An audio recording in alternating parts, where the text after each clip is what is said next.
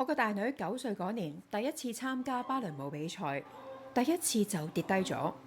嗰下我個心跟住跌咗落嚟，但係佢起翻身，仍然跳完成隻舞，令到我好佩服，同時都感受到佢嘅失望同埋難受。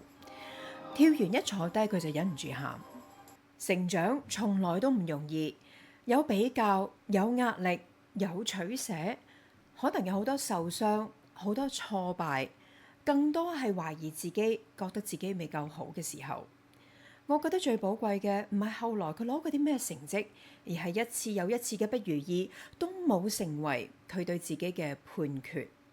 佢可以失望，可以懷疑，亦都可以慢慢摸索，繼續去揾屬於自己嘅步伐同埋位置。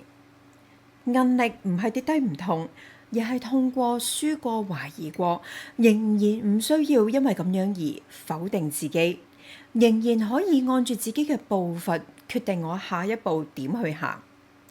呢一份力量，正正係我一直好希望透過教養，俾小朋友慢慢建立俾自己嘅。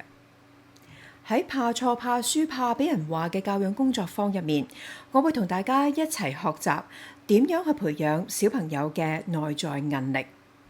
詳情同埋報名連結喺留言，到時見。